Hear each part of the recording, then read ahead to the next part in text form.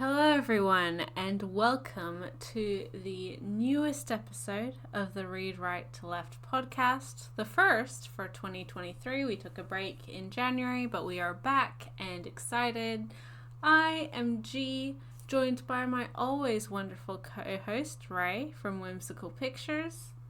Hi, everybody. And this month we are doing a series spotlight. We are talking about the 11-volume seinen romance series Sweat and Soap by Kintetsu Yamada, released in its entirety in English by Kodansha. This is one that I can really only speak for myself, but I'm fairly confident that Ray is a fan as well. It's one that is also quite highly regarded, especially for those looking for adult romance and romance featuring adults, most notably. And we have some wonderful questions.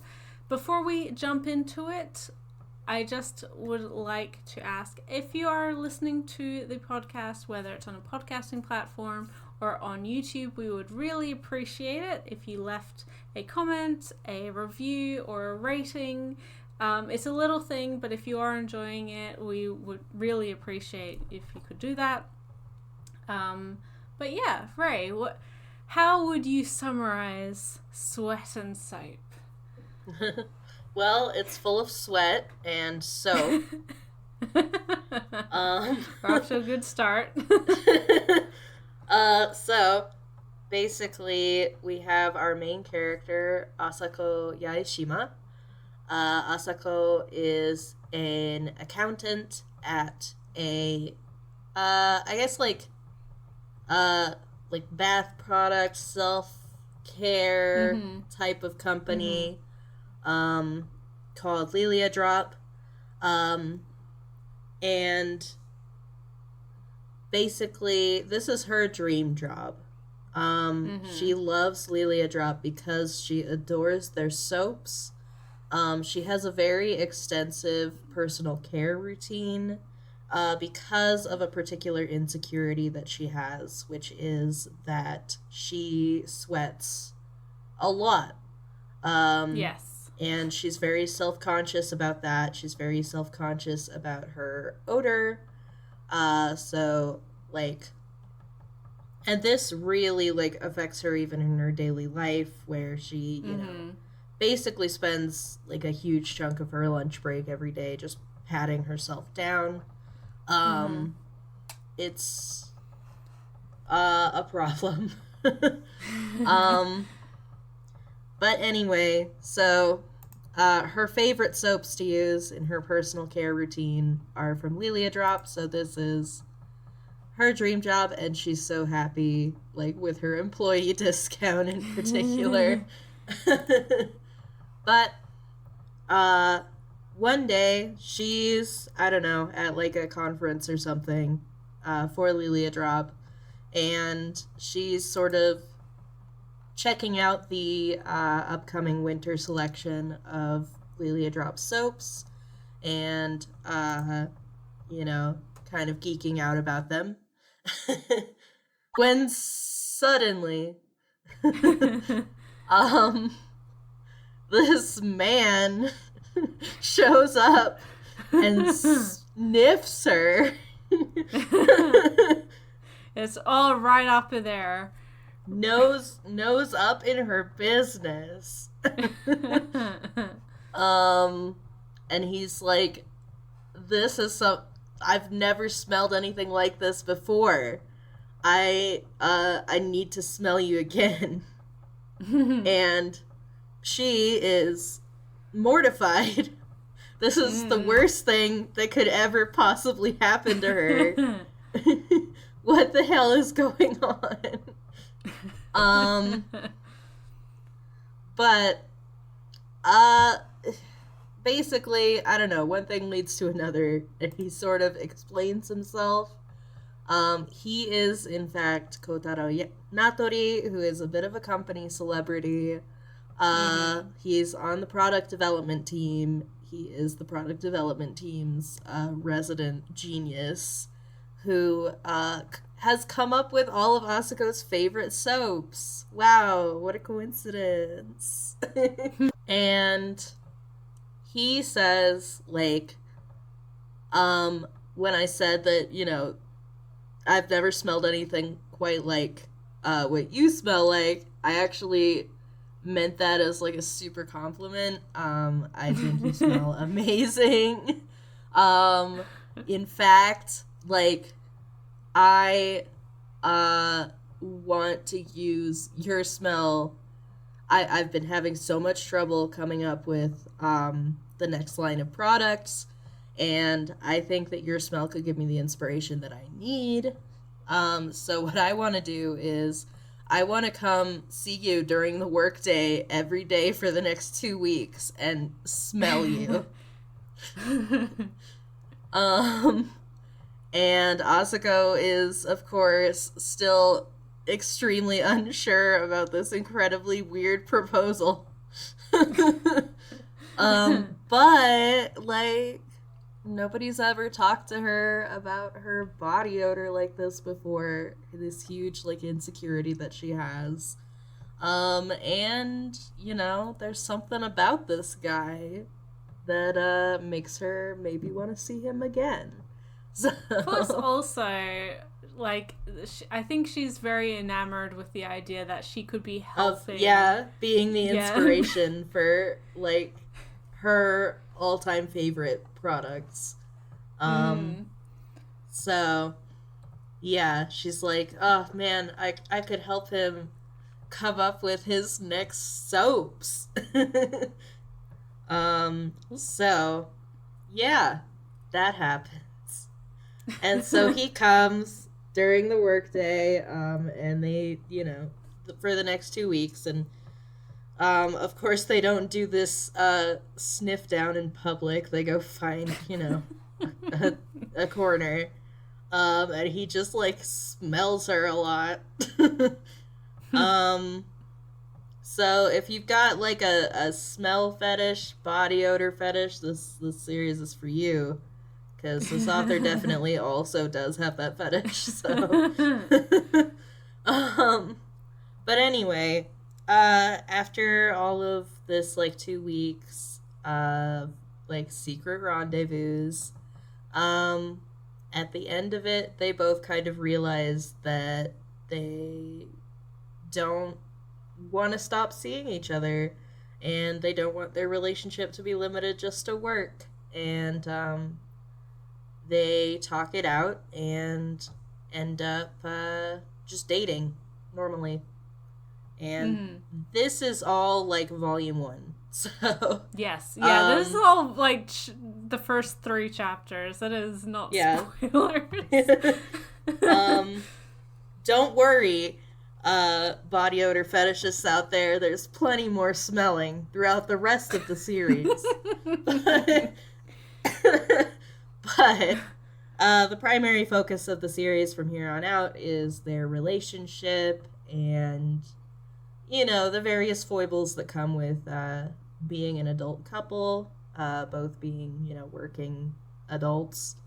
And, you know, the relationship getting more serious and going through different stages, like moving in together and eventually, of course, marriage, which is, you know, not a spoiler because... Come on now. Come on now. Also, they're in wedding outfits in the last volume, so like on the cover. So yeah, that's Sweat and Soap. That's Sweat and Soap, and it's one that I think appeals. I think the name is a little bit off-puttish.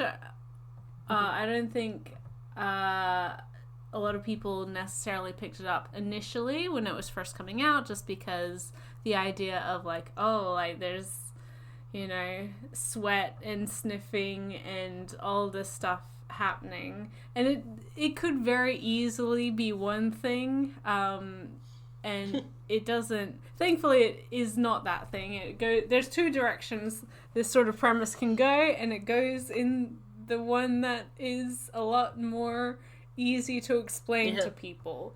A lot more good.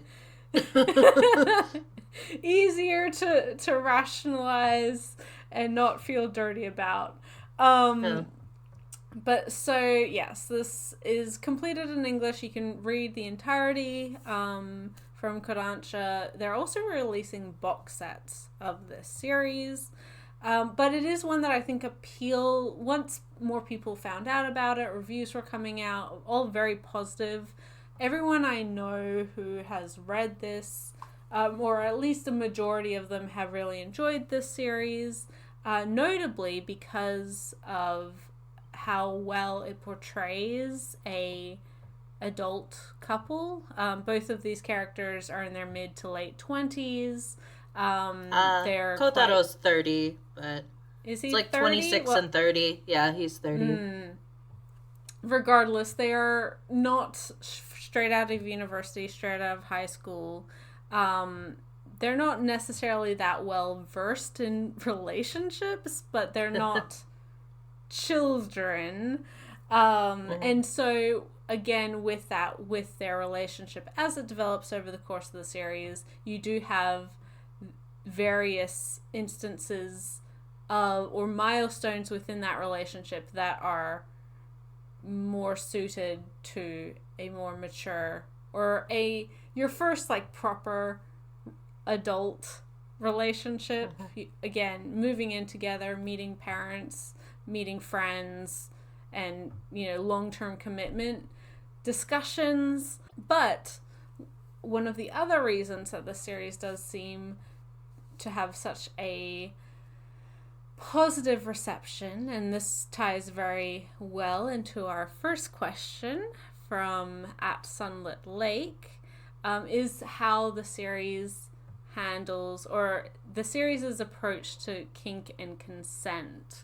Yeah, I guess on the kink end of things, I would say that like a smell fetish is like on the pretty like vanilla end of Mm-hmm. uh fetishes or kinks.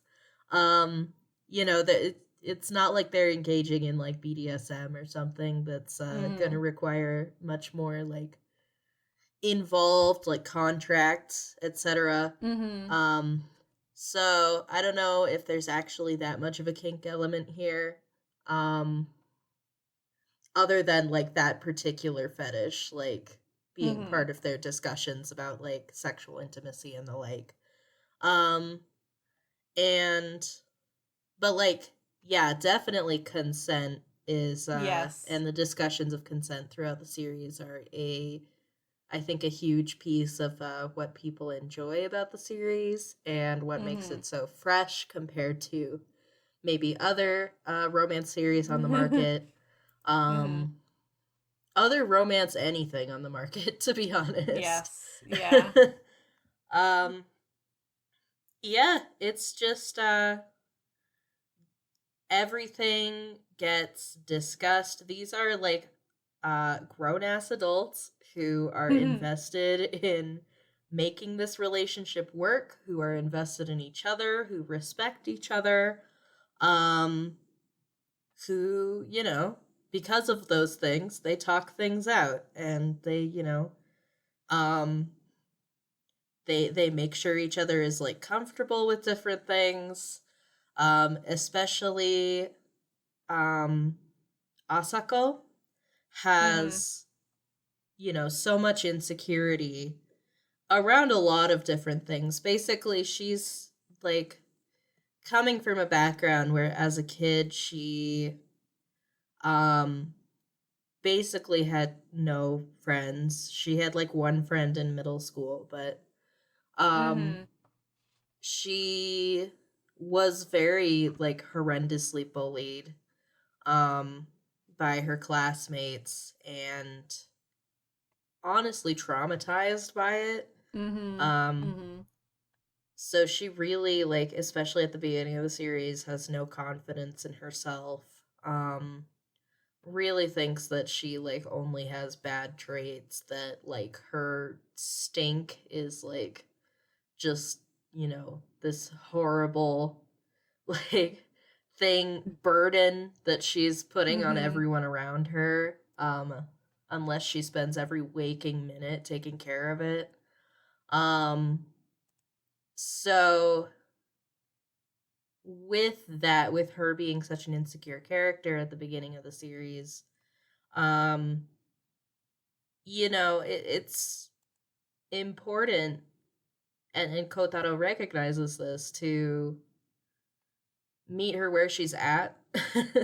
Even though he'd like to be, like, sniffing her just, like, all the time. Just doing nothing but, to be honest. He recognizes that there need to be, like, conversations about what she's comfortable with, when she's comfortable with it, that consent needs to be, like, a consistent and ongoing conversation. Yes. Yeah. Well, it's interesting because, like you said, like a scent or a smell, quote unquote, fetish isn't, the most confronting like personal attraction thing. I think a lot of people tend to be fairly attracted to their partner's smell, just their natural scent. But of course, because of Asuka's hang-ups and personal, fears, that conversation of consent is all the more important and is really great to see. I'm sad that, like, it's such a positive point to say, like, oh my goodness, a couple that communicates, but holy moly, it is and, not like, always actually cares about each other's, like, comfort. Yeah, exactly. But and, like, they make mistakes too, because, like, absolutely, in the very first volume, I think, like, as, like, I kind of detailed earlier in the premise, like, this doesn't exactly start with the most consensual of confrontations. Like, Kotaro literally comes up and just starts smelling her, and it's frankly distressing. But it's like, that's part of, like, him as a character, is he's got this incredibly sensitive nose, so he gets around by, like, smell a lot more than other people. He's a bloodhound. He's like, his sense of smell is basically a superpower, which will probably come up later, but so it's extremely understandable that this guy in particular would have a smell fetish, but yeah, he doesn't quite understand that other people aren't like him. And he's somewhat lacking in the tact department. He's basically got the emotional sensitivity of a rock. The emotional intelligence of a rock. I mean, on one hand, like, when he's extremely passionate for something, or like when he's really engaged with something, a new idea, or in this case a new person, and has that intrigue, I mean, I don't want to say he's all out. He's all out. He's not, he is committed to being like, I need to get this done. It's a big part of his character that he's a complete workaholic. He's just dedicated his life to his work. He's very proud of his work, which is, fantastic. And it's why he has been so accomplished, aside from his amazing superpowers, sense of smell. He's just very dedicated to his work and holds himself to very high standards. But also, even before they're, like, dating, amidst all of this weirdness happening in the first 2 weeks of their relationship, kind of, which, like, Kotaro, being a workaholic, feels some kind of spark with this girl, and immediately is like, this must be so I can find inspiration for my work. Exactly. But even then, even like after they've spent some time together, like in a, I don't say professional capacity, but it is a professional capacity, at least in his mind, and certainly in Asuko's mind. They have this weird, like, oh yes, this is totally work related, nothing to do with the fact that we may be attracted to each other. No, don't worry about it. This is true only for the business. Which, if guys, if you're having those sorts of relationships with your coworkers, um, that's the conversation for a different day. It's not normal. Or right but now. Even like, no, talk to them. You need to figure something out. But even early on, he asks Asuka, he does like finally clue on, like, oh, are you actually like okay with this? Is this like, isn't this weird for you? Like, even though he does have the blinders on, he really is. It's like, okay, this is great for work. This is everything I want to do. Like, this is giving me so many fantastic ideas for the launch of the new season collection. He's not like an idiot entirely. Like, he does at some point think about, like, wait a minute, we've been doing this for like a week and a half. Maybe I should actually ask this question. And like, of, I do like her. She's okay with it. Exactly. She's nice. I like her. I don't want to, like, I just want us to be on the same page. But and then obviously, ultimately, I think it's at the end of the first chapter is like when that first 2 weeks wraps up, and then they end up sleeping together, and then they kind of they don't continue. Well, I mean, they don't have that sit down to like quantify the relationship to the next chapter, but like all of this relationship establishment is very quickly done in that first chapter, and then it's like, okay, this is it. Now we're actually getting into couple stuff. Yeah, but like so again, this all starts with a pretty non-consensual encounter. Yes. But what really I like about the series is that, like, even though, you know, these kinds of like slip-ups happen on Asako's end, she has a tendency throughout the series to like say she's okay with things that she's not actually okay with, because she is very like, she has these insecurities, and you know, it's hard for her to feel like she's a burden on other people, or like she's being too picky. She feels like she doesn't have the right to say no to some things. But you know, even though these kinds of like slip ups happen, with again Kotaro sometimes being pretty dense,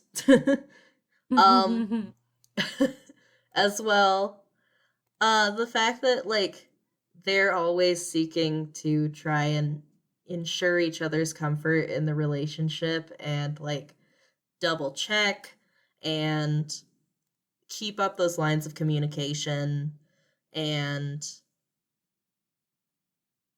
I think be better is what's really important, because like there's gonna be slip ups in real life too, right? You know, these things are hard. People are hard. Communicating with people is hard. Relationships are hard. It's not going to be perfect all the time, but what's important is that you communicate. When you've done something to hurt the other person, you apologize, you figure out how to do better, and then you do better. And I think that these two, you know, are very good about that. You know, if Kotaro makes a mistake and, you know, talks it out with Asako, and she's like, hey, that wasn't actually cool, he apologizes sincerely. They talk through the steps to improve in the future, and then he doesn't fucking do it again, you know? And the same for her as well. It's a two-way street. And for Asuka, yeah, she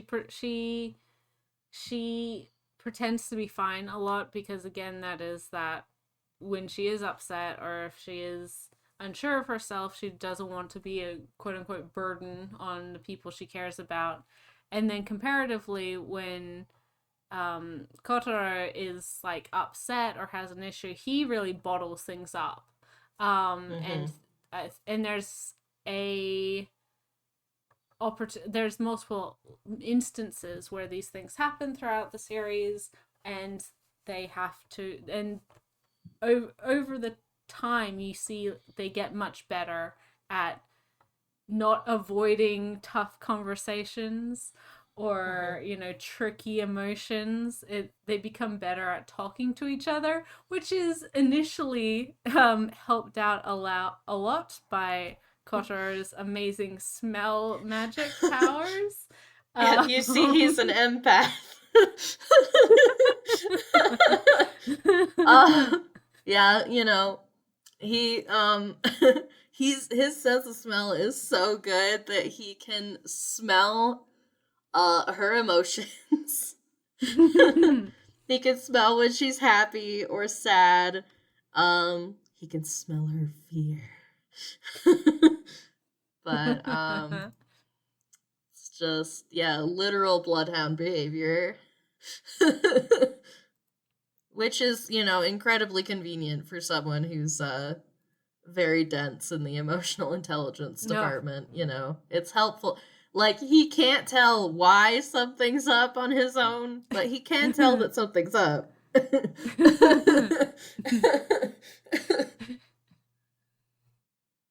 And for Kotaro specifically, this is a real like growth of character for him, even from like prior to the series starting. We know that he's had a whole series of failed relationships, um namely because he just hasn't had any, I don't want to say any investment in the relationships, but he hasn't cared But, like, enough basically. really Well, to he really to doesn't care. Like, no, he doesn't. because, like, it's always the girls who approach him. He's not, like, out dating.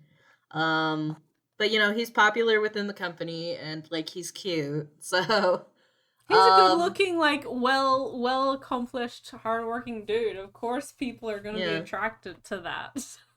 Yeah, and sincere. Um, Mm-hmm.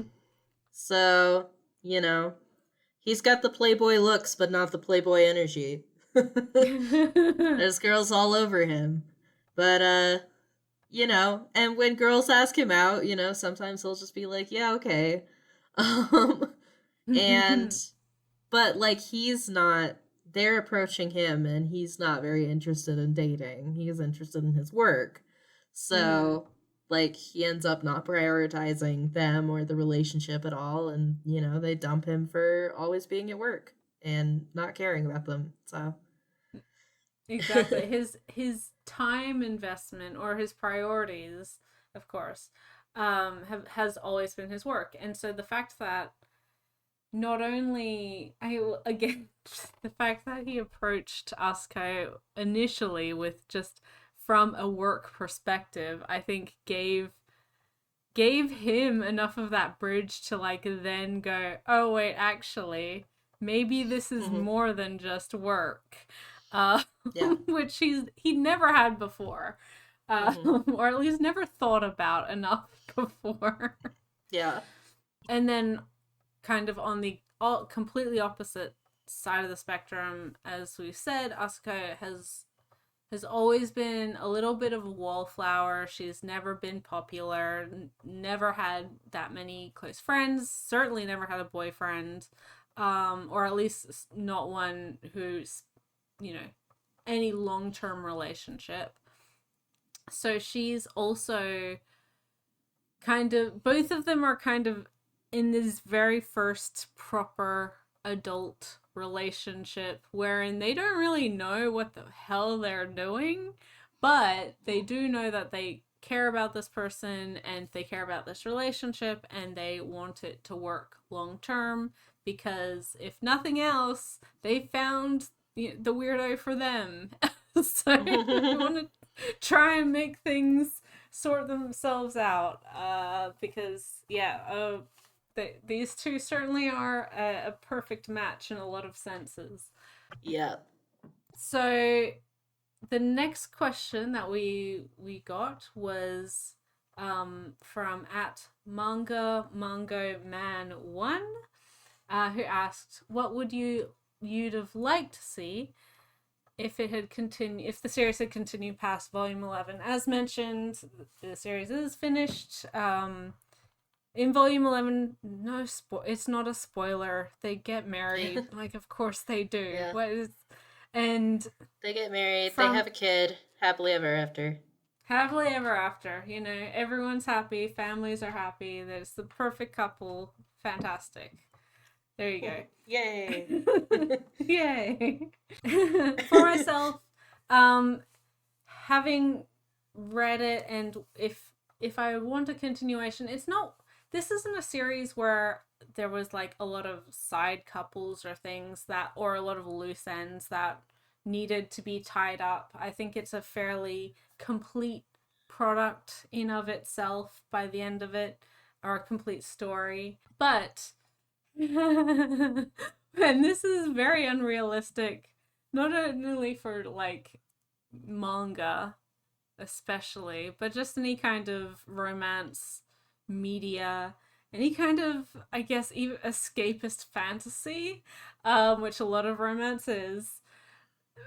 I would have liked to see the characters, because throughout the series, both of these characters become very strong support system for each other. They are fantastic partners. They open up a lot to each other about various traumas and issues and things they've been struggling with throughout their lives, their relationships with other people and themselves. And that's all fantastic and wonderful. And, things are certainly helped by a loving and supportive partner. I would have liked for these characters to go to therapy. Like, properly have some mental health support with a professional. But that is entirely unrealistic and wouldn't happen. Of course it wouldn't. But in real life, therapy is good. Everyone needs and deserves therapy, and these characters certainly do. Yes. Yeah. I think both of these characters still have stuff in their lives that affect them very strongly. Mm-hmm. And they both got some pretty serious like childhood trauma going on. Yeah, absolutely. And so being able to talk to somebody to help them, I don't want to say manage that, but to just help them unpack that and find ways to like sort through the very complicated emotions they have with their previous experiences would be fantastic. But that's not what this type of manga is. So again, it's not a realistic expectation or wish. But we get to make up the story after volume 11, so exactly. They went to therapy. Exactly. They went to therapy, and I also want Kotaro to have a better work-family life balance after getting married, because one of the big things in the ending is, as Ray said, they have a daughter very quickly into their marriage. They make the decision to... Guess who misses the childbirth? Guess who misses the childbirth, because he is busy at work. Who had a big at a conference launch.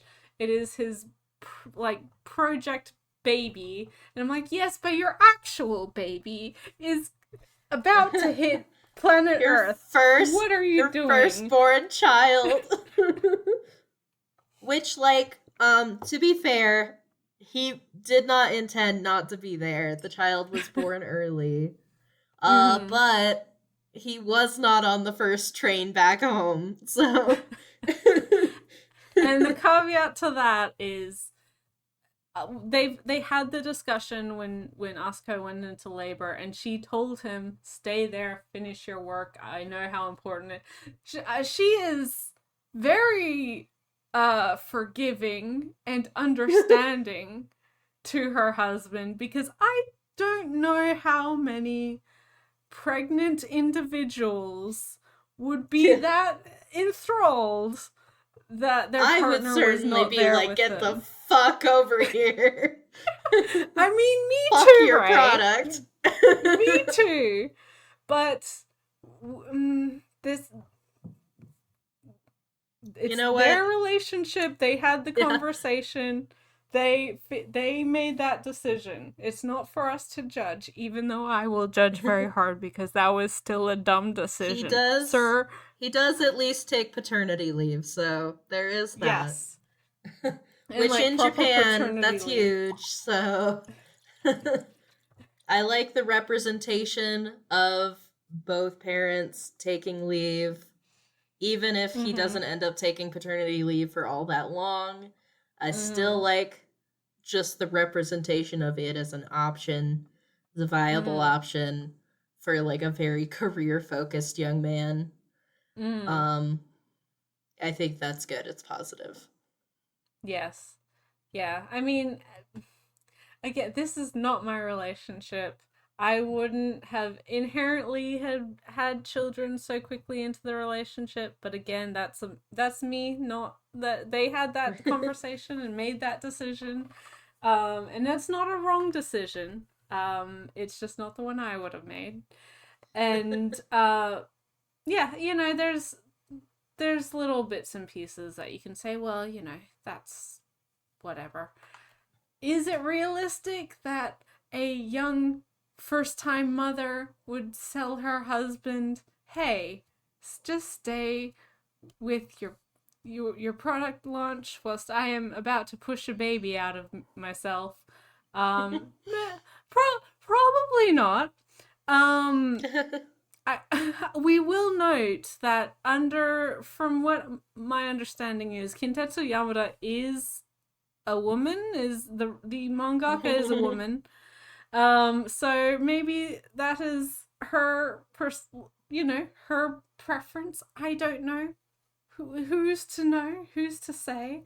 But yeah, I think I would hope that past volume 11, they have their little girl. They have they're a lovely young family.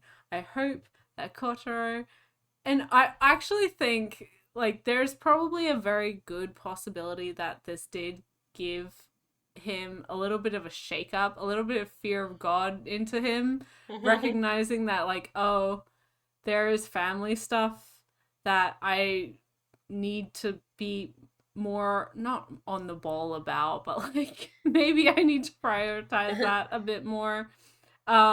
Maybe not, but I'd like to think that he learned from that decision in that instance. And if they have any more children in the future, well, let's hope he's there in some capacity. Yeah, I mean, he has a good track record of learning from his mistakes, so. What I want to see after volume 11 is that there is no queer rep in this series whatsoever, but there is a incredibly heavily queer-coded boss. Asuko's boss in the accounting department is like, he's very flamboyant, and he's always going to their like little girls' nights as like one of the girls. And it's very like early 2000s like rom-com energy. Yes, yeah, absolutely. But like, he's not confirmed gay. Like, the least you could do is just like have him offhandedly mention a boyfriend at some point. But anyway, I think volume 12 should be his wedding to his boyfriend. And everyone should go. I was going to add to that. Do you know who I think his boyfriend should be? Who?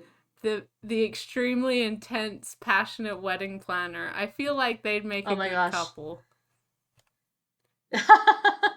Yeah, oh my gosh, that'd be cute actually. Maybe he's got like a sexy foreign boyfriend and it's that florist. The I mean, maybe bisexual florist. it could be anyone. Sky's the limit. Anyway, that's what I want is Asuko's boss to have a big gay wedding and everyone's invited. And the series finally has some queer rep, which can only make things better. So um is there anything you want to add to that question before my answer segues perfectly into our next question? No, go ahead. Your favorite minor characters. Favorite minor characters from at Flamwenko Girl. Yeah, I love Asuko's boss. His name is Okura. And he's like, he's the cool boss. Right? He's the cool boss. He goes drinking with everyone. He gives like banger like relationship advice. But also like, you know, we see like in their like little accounting staff meetings, he always ends them with like, remember guys, my motto, work-life balance. Put yourself first. So he's like super non-toxic boss and we love to see it. He's one of my favorite minor characters. He's really good, and he does play a fairly prominent role in the series, especially for like a side character, because Asuko does have she has a strong relationship, but they're not very close initially. But as she grows more confident and more more confident and more assured in herself and her work and her relationship, she gets closer to the people she works with as well. People start noticing her more, which is, very we good. see that the accounting department is like actually like pretty tight knit. They hang out together a lot, but Asuko like doesn't really see this at first because she's always like turning people down to like go to lunch together because she has to go pat herself down in the bathroom. But as she gains more confidence, you know, she also loses some of that sort of those blinders to the people around her. You know, as you get like deal with your insecurity more and stop seeing other people around you as a threat, just like people who are potentially going to make fun of you, right? Once you start seeing them more as just folks, you know, you start to notice a lot of things, and she starts accepting their invitations to go to lunch and stuff, and it ends up like becoming really good friends with the people that she works with, including her boss. So I like both of their families a lot. I know you like Kotaro's parents a lot. I like both of their parents, but Kotaro's parents are very sweet, and I have a big soft spot for that dynamic, as we probably all know. Also, they're just like lovely. I was like, I got to the part where Asuko goes to meet Kotaro's parents, and I met his parents, and I was like, I bet she likes them a lot. Ray, how could you tell? How could you know? We've been friends for a while. Yes, for too long. You know all my secrets now. That's okay. You know mine too, so. Very true. And I like both of their families, not just parents, but their siblings as well. Asuko's brother's great. He's a good little brother. And Kotaro's sister is a riot. Very, very understandable to their relationship dynamic and how he interacts with her. As mentioned, I personally briefly mentioned, I love that wedding planner. Like, he shows up in volume 10 and he just steals. I'm like, oh my gosh. He's Sir, great. when I get married, I want you organizing it, because he's incredibly passionate about his job. He's like a parody of like a Ashita no Joe kind of like character, like, Yes, yeah, shonen sports series, old shonen sports series kind of character. Just very obsessed with having been on the baseball team in high school and has to yeah. relate everything back to it. But he just wants everyone to have their most perfect wedding day, right? How lovely is that? Just the most magical day for all of these lovely couples. Like, man, the Yeah, passion. plays it out as a training montage. It's great. um, yeah, he's funny. He's funny. I also really like Korisu is I forget her surname. Um but she is one of Kotaro's like coworkers on the product development team. Mhm. Um she's really short and cute. Squirrely as her name suggests. Yeah, she's an early romantic rival within the series. Mhm. Which like for my part, I always hate that character so much. Yeah. It's I always a just like bummer whenever the rival shows up. You're like, oh, go whenever the away. rival shows up and you're like, get out. Oh my gosh, I'm already so tired. um it's just like I'm like, when does this end so I can Yeah. skip to that volume because I do not care.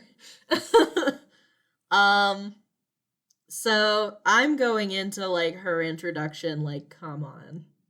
Mhm. Come on. Mhm. Um, but I really like how her little arc plays out and it ends very sweetly.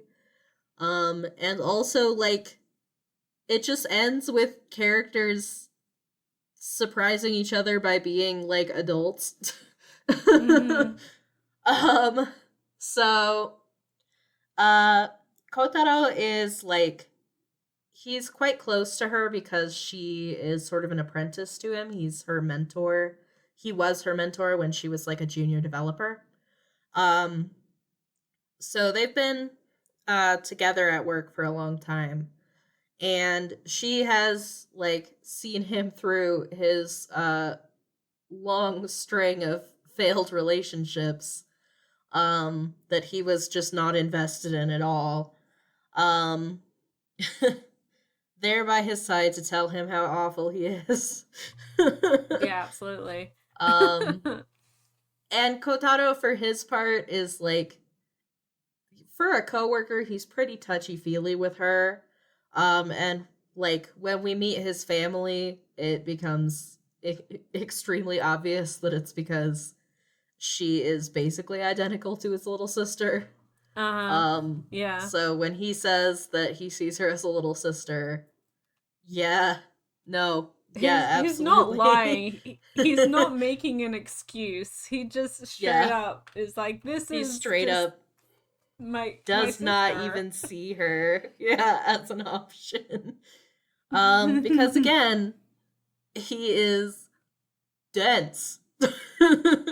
Yeah, yeah, But yeah. anyway, of course, she has like spent all these years with him, seeing him treating her differently than he treats any other women in his life, including his Mhm. girlfriends.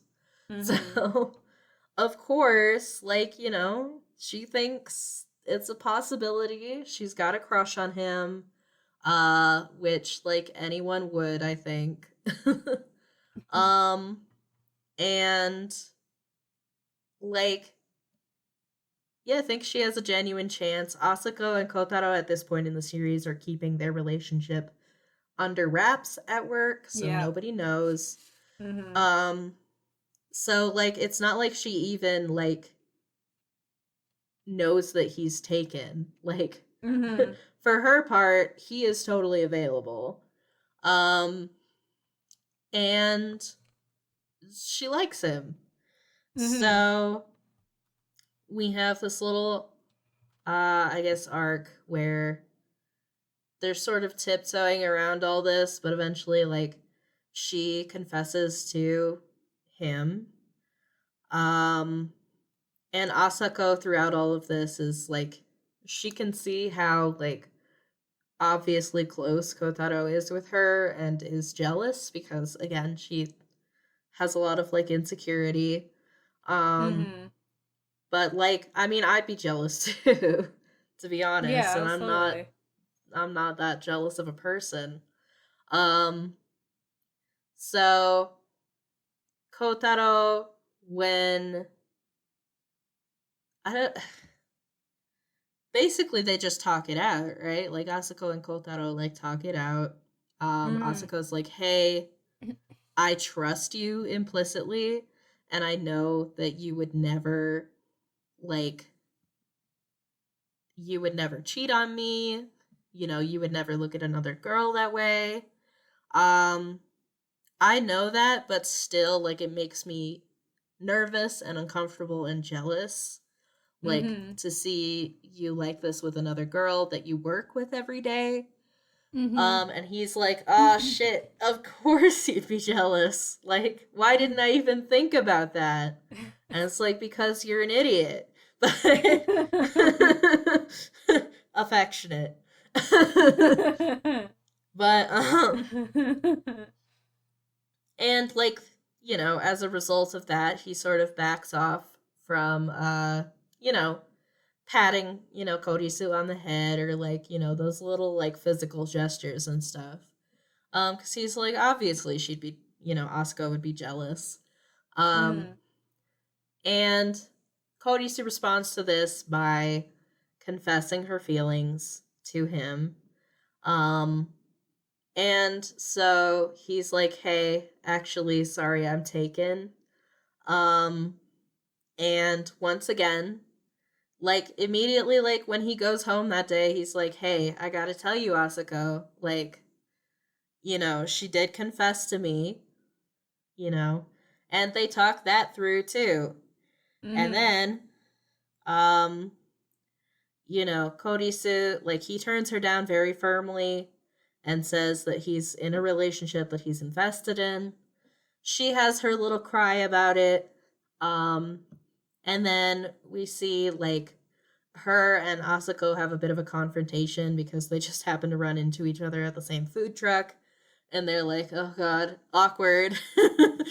um, but they also have a little bit of a talk and um like basically Kodisu is like, "Hey, I support you guys' relationship." And Asako's like, "Yeah, you know, but I understand like what you're going through too. And, you know, that's rough. But this relationship means a lot to us." And they just like they talk it out. And then it's really funny because Kotaro shows up and he literally like runs straight through a hedge to make sure everything's okay. And they're just like, "Why do you like, what are you you know, doing? what are you Why? doing? Like, we're fine. We're chilling. We're chilling. We got our sandwiches." You know? um and yeah, I liked the resolution to that. It like, Mhm.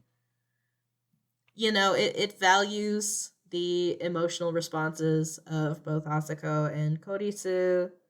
Where Kodisu, you know, like, she respects that these two are in a relationship and she's not gonna like go all homewrecker on them, Yeah. as would happen in any lesser series. And I'm like, "Bitch, you are 27 years old." What are you doing? um no, like, she's not gonna do that. She's gonna go and she's gonna, you know, find a different fish in the sea, you know? But, like, Yeah. first she's gotta have, like, a good cry about it, because it does suck, you know? Like, Absolutely. it And that's sucks. it does. It sucks. And the thing is that like for a rival storyline, which is kind of synonymous with the romance genre, Mm-hmm. it almost always happens Mm-hmm. regardless of quality of the story itself. Which yeah, can be extremely frustrating. But regardless,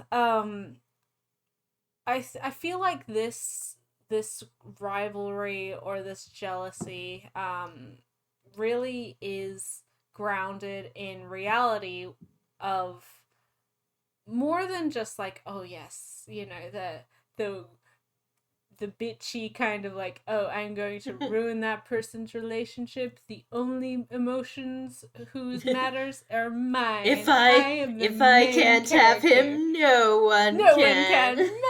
can. um, but also like you can understand this is a very natural development of this whole situation, right? Like it's not like in other series or other anything movies, you know, the Mhm. vengeful ex shows up or you know wanting to you know reignite the spark, or you know the childhood friend moves back in town and wants to see they've been in love with you for the last 10 years. It's not that. It's like these are people who work together. They're closer than they should, like quote should be as co-workers. Like there's an affectionate, you know, relationship there. So of course feelings are gonna develop, and of course like for some people they would be like, oh yes, this is obviously just a professional thing, but you can understand why she did start liking him, and you can understand why initially, although yeah their relationship was under wraps for a little while, when she did find out why she could, or why the rationale would be there to easily dismiss like, oh well, you've had like 20 girlfriends in the time that I've Mhm. known you, And you like of didn't course, care about any yeah, of them. exactly. So like not expecting him to be taking it seriously, and then also, and then like again he sets it straight like, yes, I'm dedicated to this, I'm sorry, blah blah blah.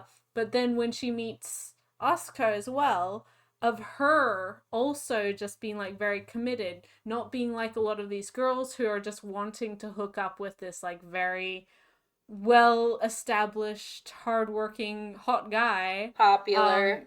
Yeah, Yeah, guy. just who wants to net, you know, a high value boyfriend, as the you know some people would say.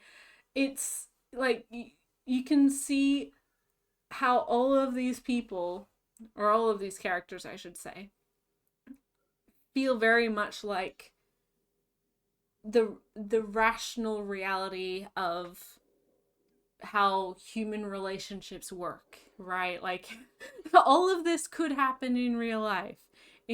Mhm. Insofar, it doesn't feel contrived just to cause drama. It doesn't feel unrealistic just to cause drama. It's actual people, you know, with their feelings develop in very normal ways that have happened to millions and billions of people over the course of human history.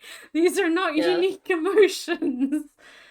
Yeah, it Uh, and like, there's respect for her. She continues to be like, you know, a a presence.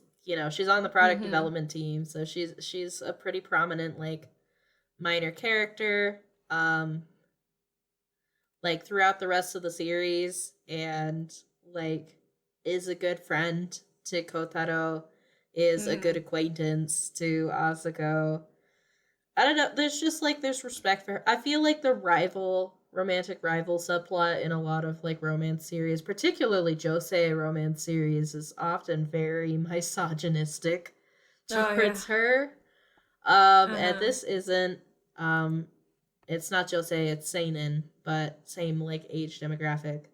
Mm-hmm. Um, so it's just nice. I like that it values her feelings. I like that it values Asuko's feelings, her feelings of jealousy, which like she recognizes are irrational, you know, on the side of like she doesn't actually think like Kotaro is going to do anything. Like she does Yeah, yeah. trust him a lot, but like she still feels jealous, and like the series, treats those feelings with respect.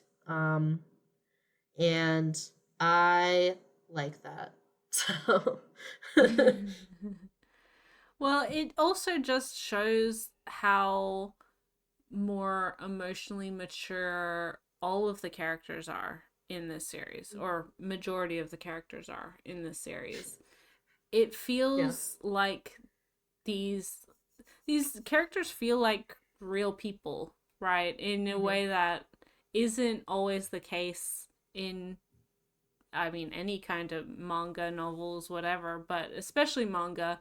Um it's I do find it so interesting um that when you do get to some of these larger instances of relationships and how to deal with relationship development, whether it is that jealousy we have, because this isn't the only instance of jealousy. This is the major Asuko jealousy storyline um in the series, but we do have an instance of Kotaro being jealous later Hmm. on in the series, and Yep. that was handled in a different way because it was a stranger. It had to do with like a situation, and then also him having to, and that was a big point of growth where he recognized his own bad habits and then opened up and Hmm. admitted those feelings so that they could address them in a healthy way, like a good Yeah. couple. um Yeah, because he just tries to bottle up his feelings. Yo, And like be like hmm, super toxically positive to like compensate. um, a man not wanting to talk about Not wanting to deal with feelings. his feelings. Wow. Hmm. Groundbreaking. Never heard of such a thing in my life. Nah, it's like even though Asako doesn't have the supernatural ability to sniff out his feelings, you know, she's still observant of her boyfriend and understands that something's off. So, you know, again, like all of these problems are resolved with like just actually sitting down and having a conversation. A So proper they just talk it out. conversation, and Um, coming up with a solution, or at least mhm, a compromise, and then a commitment to stick to those solutions and compromises and mhm. decisions. Yep. Wow, it's almost like we're talking about Wow. adults here. Weird. um, and now that we're talking about like, are there any other minor characters that you wanted to bring up before we move on? Because I think that we're getting into individual moments, and that might be a good segue into our last question. Yeah, I think we can just go straight in because I think we've talked Okay. about all of the minor characters for the most part, all of the Yeah, ones that matter. this all the interesting ones. um. So, our last question, good place to wrap up, comes from friend of the show at Rin Reads Manga. Favorite moments. What did you find the most relatable about the series? Uh, Those are two different questions, but we will get to that. Um, they're one of my favorite kind of the same moments. for me. There, there's some relatable moments that are my favorite moments, but there's also favorite moments that I haven't found relatable. And that's namely, there's a very later on in the series, there's a very powerful, I would say, storyline wherein Asuka is confronted and re-traumatized by one of her childhood bullies when she's revisiting her hometown.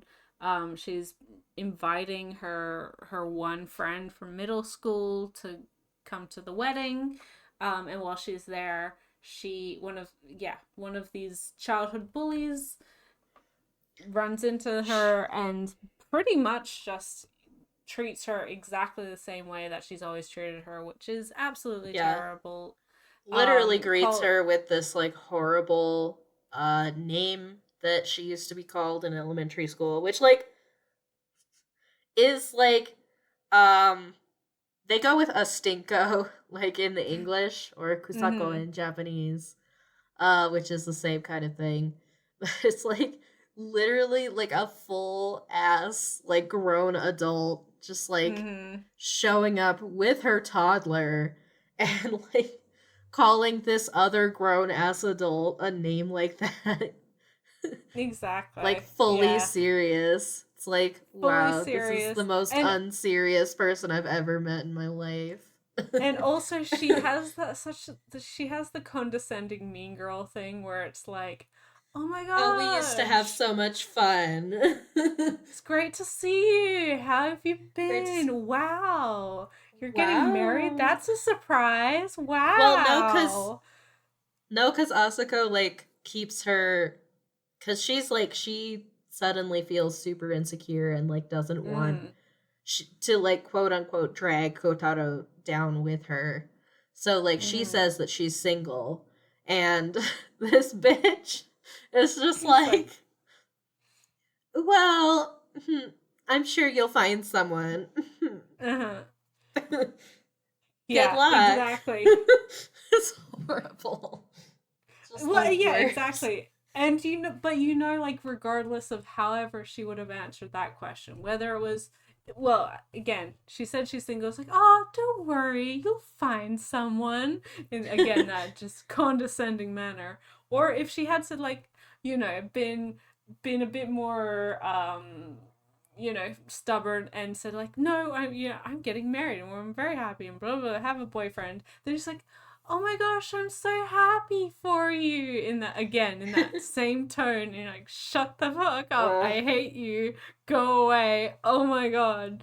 That's yeah, it. and yeah, and it's just like, and she has the realization that's like she hasn't changed Mm-hmm. since middle school.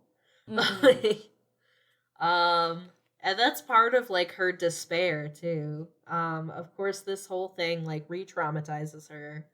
Mm-hmm. Because she does have very deep-seated trauma related to all of these years of bullying that she's been through.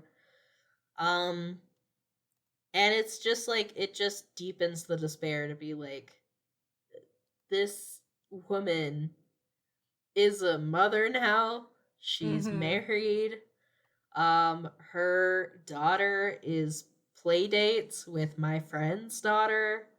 Mm-hmm. Um, my daughter likes the or my friend's daughter likes this bitch more than she likes me. Um, cause yeah, that's like the nail in the coffin, right? Is Mm-hmm. that like this little girl is just not fucking having it with Asako. And it's like rationally she knows like this girl's shy and she doesn't really take to strangers, but like emotionally, like 50 emotional damage from this toddler Yeah, just yeah. absolutely ignoring her. Yeah, But 100%. and like, just the knowledge that yeah, she hasn't changed since middle school, but life goes on. And there's nothing at all that Asako can do or should do except just go home and stew in it. Like, there's nothing. Mm-hmm. It's just the helplessness of the situation. Mm-hmm. Um, And it's something so, that she does stew in, and it, again, being re traumatized, it kind of triggers her into being hyper fixated on her smell again and not wanting to mhm, get close to Kotaro because she's hyper aware of, sweating. It impacts her daily jog, which she was very, like, very positive about in prior to Yeah, that. she once again like stops going out to lunch with her coworkers because she just locks herself in the bathroom to pat herself down again. Yeah, And it takes a little while for Kotaro to not. He realizes something's wrong, like immediately, but also he gives her space because she tells him she wants space. space. Yeah.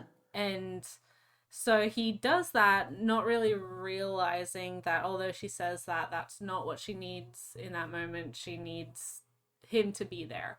And he figures it out eventually, but we know he's a little bit of a slow learner in that regards. But things work out. But this is why I want these characters to go to therapy, because I feel like these are the things you can talk through with a professional as well.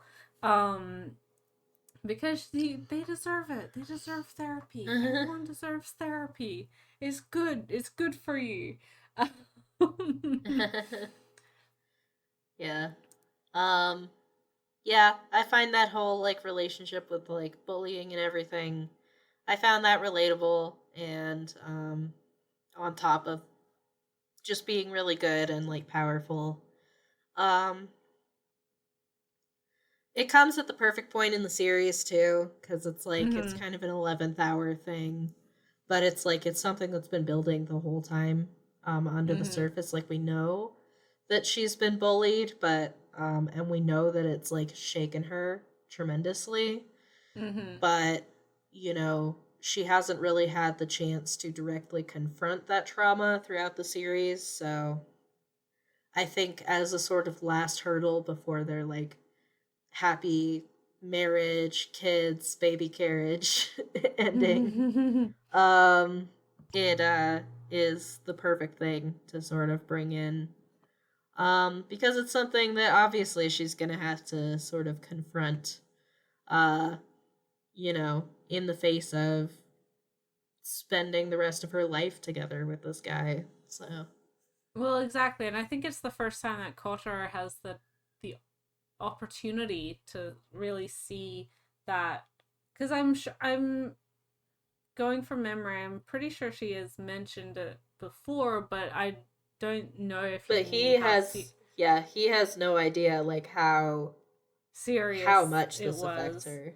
Yes, and so by having that opportunity to understand your partner as well, because it's very easy to see, and this isn't necessarily the case for these two, but it's very easy early on in a relationship to only see the good things, or to think that all of your problems are solved because you have, you know, a love in your life.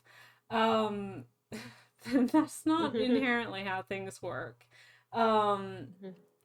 But being able to recognize, like, by allowing Kotaro to be in her space when she's dealing with that, and again being able to talk through it, and him recognizing this part of his partner that he's never really seen before, because for the most part they've been very happy, their relationship.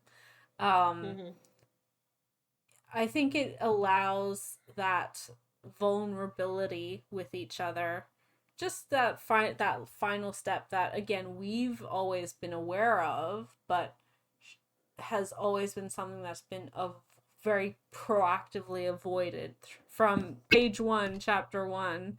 um so yeah, it's nice to see that kind of be included, especially before it is that, like, oh yes, happily ever after, where everyone is happy and good and gonna lead lovely, wonderful lives. That's definitely one for me as well.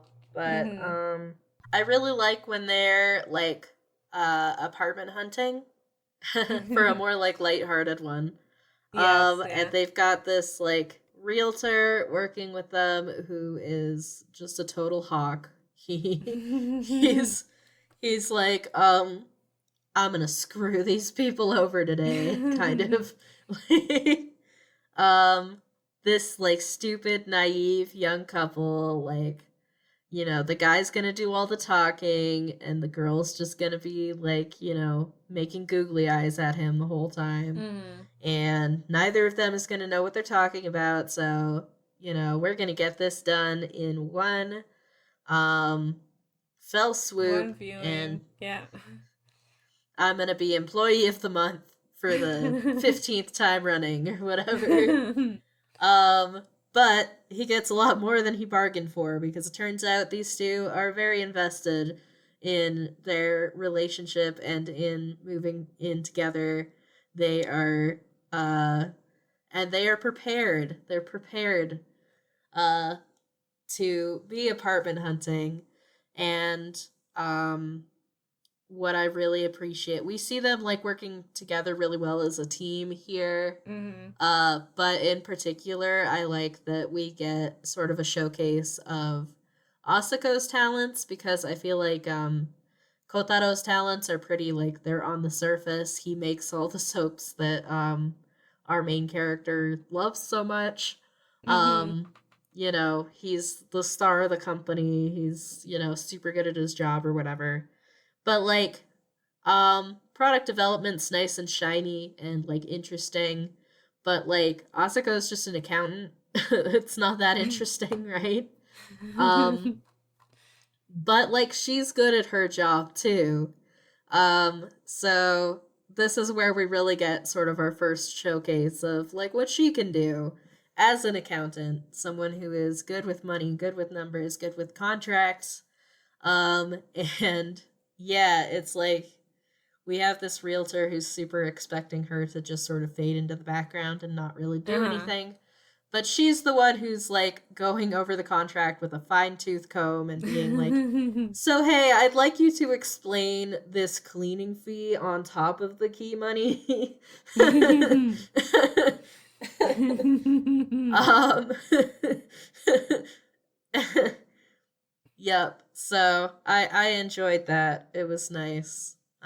Plus, as a couple, they have very I don't want to say high expectations, but they have very particular things that they want specific to their Mhm. space because like, okay, well, we need Yeah. this, or like, oh, we don't want this happening because again, they know each other, they're living together, they know that they want a larger bathroom, they know that they Mhm. need an area with good ventilation, they know that they want Mhm. this. And again, this real estate agent who is just like, oh, here we go, Yeah.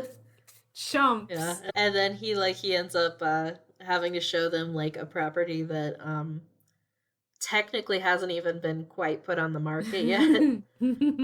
So pulling out all the stops. And, he still does get employee of the month for the 15th time running or whatever. He just But had to put the work in, the real yeah, legwork in. he had to actually do his job, so happy ending for all. One of my favorite, well, there, yeah, we spoke about them before. I love both sets of parents. Mhm. For this couple, I really think the scenes of like meeting the parents suit each family very well. You really get a sense of the dynamic between all of these family members and siblings and everything else. Mhm. But there's a really, really lovely, well, it's heartbreaking, but like a really strong moment wherein Asuka's father reflects Mhm. on on the fact that he's the last one to know that Oscar has this boyfriend, and not only has this boyfriend, but like this committed boyfriend with expectations to marry very very soon. Um and poor guy, he is very Mhm. nervous. And I think that there's a real hesitancy because Asuka she tells her brother first. They're similar in age, and she takes Kotaro to the restaurant that her brother works at. He's the head or one of the chefs there. Um, Mm-hmm. and so he learns pretty quick early in the relationship, and then, like a lot of young women do, they talk to their mothers about a relationship, and normally mums are the ones who are like nosy and interested in, Mm-hmm. like, oh, so are you seeing anyone, or you blah, Mm-hmm. blah, blah. Like, they are typically a little bit more invested. So yeah, when organizing this whole visit, she spoke to her mother and told her about this guy that she's seeing. And then, of course, her dad, out of the three members of her family, was the last to know.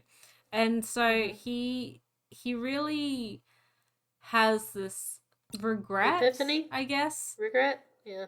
Well, he has this epiphany of the regret he feels about not being as involved in his children's lives or his Mm-hmm. family's life as he would have wanted to be. And again, I think there's a little bit of a complicated relationship there with Asuko. He wasn't there for her birth. That was something that I was like, that's an interesting parallel.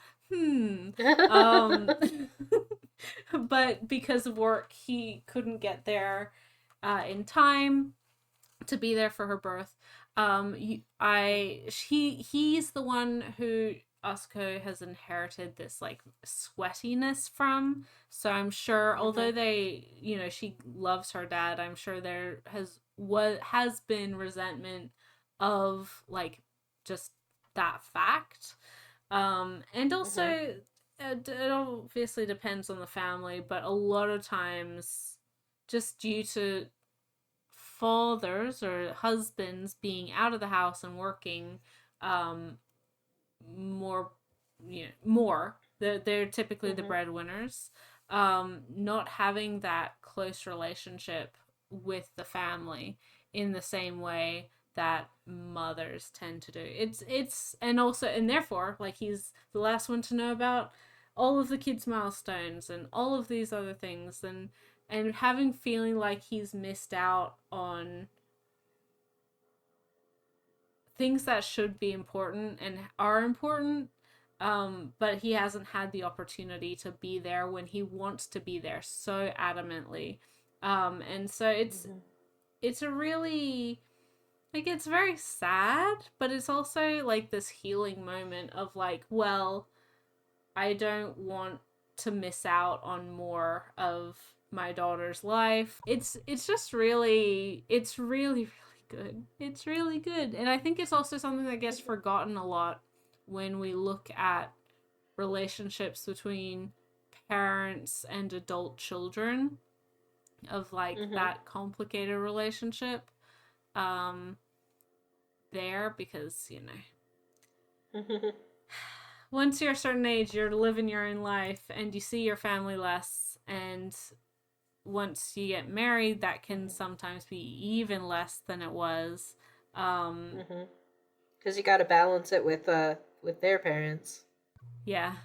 Uh, and so his wanton wish to like be more involved and to like make sure that he's not always like on the back foot when it comes to everything happening is just Mm-hmm. really, yeah, it's kind of like hopeful. It's sweet in a very like melancholy way, but also her dad's Mm-hmm. just like a sweetheart as well. Yeah. Oh, he's Yeah. Kotar is like so stressed because he's like expecting her dad to be very Because strict, like like her judgmental. brother her Yeah, brother exactly. is very protective of her, so he's given Kotaro the rundown on their dad, but he embellished quite a bit. And So so Kotaro is he absolutely terrified that he's gonna meet just just like the scariest man. he is just, yeah, he's sweating under the collar. And once he realizes, like, oh, wait, actually, maybe her family doesn't hate me. And you're like, good luck. Good luck, kid. It's cute. However, we have so far failed to mention the most important member of Asuko's family. Um, her grumpy ass cat, Madosuke, is so cute, and the ongoing saga of Kotaro trying to get Madosuke to like him. Incredibly important content, to be honest. Well, if you can't impress the family cat, then I mean, really, what are you doing? Yeah. I like how Keita's like, that's the little brother, is like snickering at him, like at first not being able to get the cat to like him, but in the end it's like Keita who like helps facilitate their I don't know, like friendship. So he's like, yeah, that's sweet. It is sweet. And speaking of sweet, and speaking of family, my other favorite moment is the wedding. Like, I don't know, I'm a sap. It was really lovely and sweet. I got all choked up. Um, the thing that did it, man, the thing that did it was Kotaro describing his beautiful bride to his mother, because we haven't mentioned this, but Kotaro's mother is legally blind. She can't see. So the day of the wedding, Kotaro has to like verbally describe his beautiful bride to his mother, and the two of them greet his parents and his mother specifically. And it's just so lovely. It just made me teary, right? It just made me teary. Yeah, I loved the wedding, and it was really sweet. And Yeah. I mean, you can be a little bit cynical when it comes to like, certain romance series, and I mean, again, they almost always end with like marriage and happily ever after, and it's easy to dismiss the expected, it's part of the genre. It's expected. You have the wedding, everyone lives happily ever after. It's easy to be cynical about that ending. But this wedding was lovely, and the lead up to it, their wedding planner was brilliant. The discussion of like all of the different elements of the wedding was very in line from my understanding of how wedding planning happens, and making it suitable for them as a couple, which I think is also something that kind of gets brushed off when you do have a lot, like any kind of media wrapping up with a wedding. In particular, like I loved mm, when she was looking for a wedding dress, because we haven't like mentioned it, but sort of an ongoing thing throughout the series is that Asako is very well endowed in the chest area. mm, Um, which throughout the series I like how that's handled. mm, Like of course it's there for like, ooh sexy, but like mm. it's also just like a fact of her life. So, we see her struggling, to find like underwear that fits properly and cute underwear that she can like show her Yes. boyfriend, Yes. which is a Yeah. struggle. Or like we see her, struggling with again like finding underwear that does not leave her underboob area just like a sopping disgusting mess. Uh-huh. Since she sweats a Uh-huh. lot, which also relatable content. Yes, yeah. But also relatable content, because we are both members of the titty committee here. We both I think have fairly sizable chests. Um and yeah, like you and me, G. Yes, yeah. No, Um I'm you can't hear it, but I'm resolutely nodding in yeah. agreement. But and so um when she's looking for a wedding dress, there's the struggle there where a lot of like the popular uh dress styles are meant to sort of accentuate and show off that chest area for women who maybe, don't have so much there as Mm. Asako does. Um and that kind of dress shape ends up looking very ostentatious, let's say. Mm-hmm. Very, very sexy when you're a bustier girl. And that's not necessarily, like, that's fine if that's, like, you want Uh-huh. everything, like, out there. You want to feel sexy on your wedding day. You want, like, people to know that you're feeling sexy. I think that's great. Asako is, someone who doesn't want to stand out that much, who doesn't want people looking at her in that way, outside the context of, like, literally just her and Kotaro in the bedroom. Um, she wants to be beautiful, but she doesn't necessarily want to be, like, hanging everything out there, right? Uh-huh. Um, Especially not in front of all your friends and your family. That's friends and just family. yeah. Yeah. And So coworkers and just But yeah, no so thank you. she's, that's not her. That's not what she's here for. Um, that's not the kind of dress that she wants, the kind of look that she wants. So we see her, like, going through her fittings, like, struggling to try to find a dress that fits what she's looking for. And Mm-hmm. in the end, I think she ends up with a really lovely dress. I love her dress a It's lot. it is so beautiful, and that it will be my future wedding dress. Mark my words, Ray. Like, Um, I will find it, and if I can't and find it, I will have it made. pretty much, I've made that decision already. I may be hopelessly single, but I have my dress planned. Um, but and yeah, oh god, this is my relatable moment of if I never see a sleeveless dress, if I never have to deal with a sleeveless crop dress ever again, it'll be too soon. I Yeah.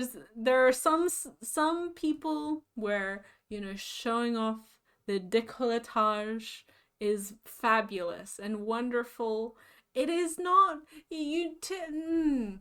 when you are typically just a little heavier in your chest area than other people. It doesn't Yeah. work like Suddenly, that. suddenly every shirt you try to wear is scandalously low cut, no matter what you do.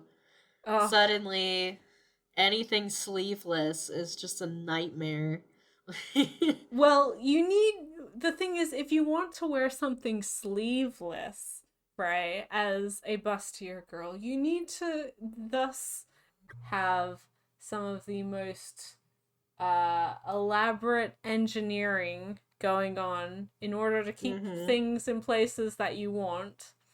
Mhm. And God forbid you try to wear something backless because that's just not happening. Um, No. no, it's just not. Yeah. So yeah, relatable content. Sigh, In sigh. conclusion. It sounds like such a cope. Like, oh man, it's so hard as a girl with a big chest. But like, no, you guys, Yeah, with honestly, it's giant not. fucking It's knockers. you guys don't understand. Our lives are so hard. Uh, Yeah. Um, basically, being a woman is a struggle, no matter what your body type. Yeah, pretty much. Um, but yes, that is. Honestly, that is what was the convincing aspect that when I read that Kintetsu Yamada was a woman is like that makes sense. I feel like this feels like life experience is this feels more relatable than anything. You there are very few men in this world. I feel who could have captured that emotion in the way that it was.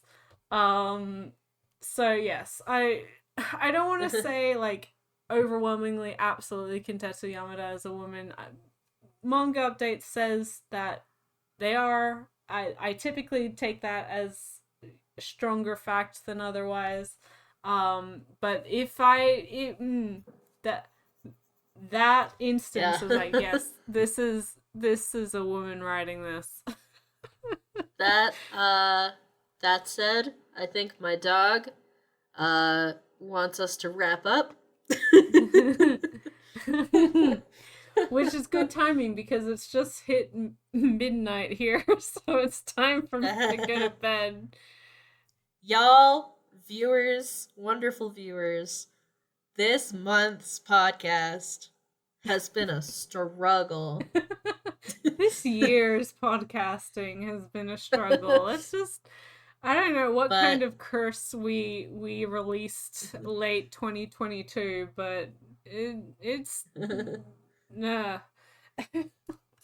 but we're here anyway, dear listeners, because we love you so much. We love you and we love this podcast Manga. Yeah. and we love this manga. Absolutely.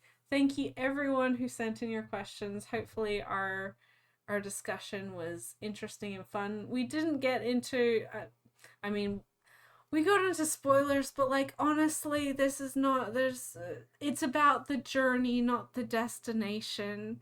That's always going to be the case. Read it if you haven't, and especially if you're looking for an adult romance. Additionally, if you have read this series and you're wanting more and you want if you don't mind adult content of the sexy variety, there is an official doujin by Kintetsu Yamada and about these two, about this couple in their it's literally called like baby making book or something. Yeah. Which is what it says on the front cover. Uh they said they wanted to have a family early, and that's what it is. It's them trying to have a family early. And that is available in English legally from the mangaka. I will link their social media, and I think it's on Toranana. I don't really remember, but you can buy it legally if you are so inclined. We don't have any other of Yamada's manga in English, although I wouldn't be surprised if we saw some more in the future, just because of how popular Sweat and Soap has been over the last couple years.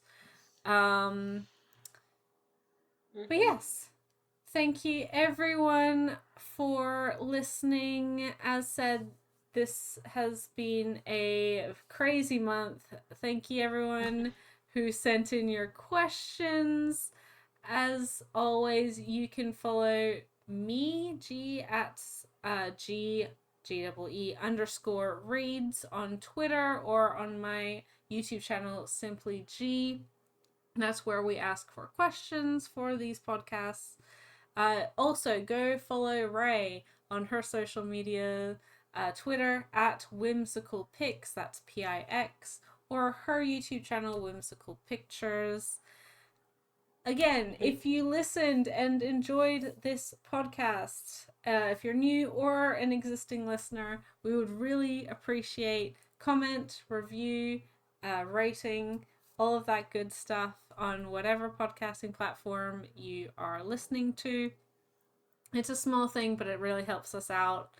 Oh my gosh, next month, Ray, we are doing a creator spotlight. I don't say mangaka spotlight because these are multiple people, but we are going to be talking about the ubiquitous, incomparable, maybe infamous Clamp. Clamp. Yep. Clamp, the group of women who have written everything from shoujo, shonen, seinen, whatever demographic, pretty much every genre. I feel like everything they've ever done is available in English in some capacity. They are well loved and absolutely despised. They're very, very polarizing group. Polarizing, yep. Polarizing. Some people love them, some people hate them. Certainly a lot of nostalgia around some of their favorite or their more prominent and popular series like Cardcaptor Sakura and Tsubasa and Holic and Chobits and all so many things. But we are going to be diving in to the, I don't want to say wonderful, but certainly the wacky world of Clamp and their multitude of intertwining storylines. So if you guys have any questions, yes, if you have any questions, be sure to send them to me on Twitter, and we will try our best to answer all of them. And with that, lovely listeners, I hope you had a wonderful time listening, and I will catch you in the next episode. Bye till then. Bye, guys.